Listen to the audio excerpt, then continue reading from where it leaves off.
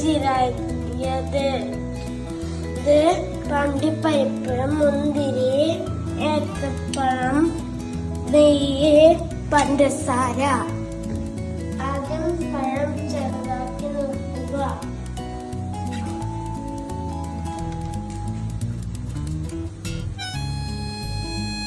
നമ്മൾ ഇനി അടുപ്പത്ത് വെച്ച പാനിലേക്ക് സ്വല്പം നെയ്യ് ഒഴിക്കുക.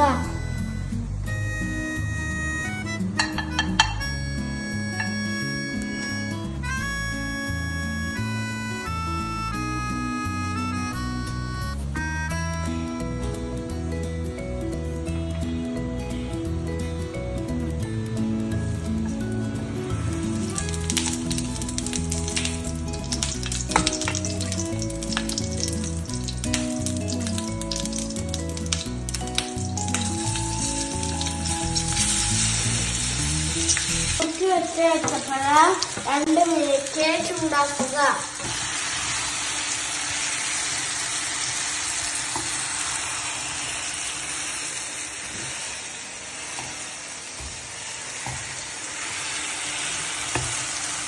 ഇതിലേക്ക് 2 ടീസ്പൂൺ പഞ്ചസാരയും കൂടിയും ഇട്ടിട്ട് 1 മിനിറ്റ് ഇളക്കുക.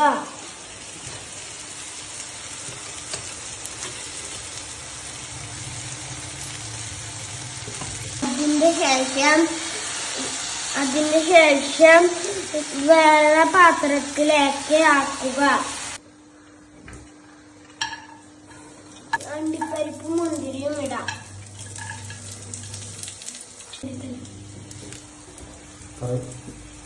തേങ്ങ ചിരകിയത് ഇതിലേക്ക് ഇടാം. പഞ്ചസാര ചേർക്കുക. പഴം ഇതിലേക്ക് ഇടുക.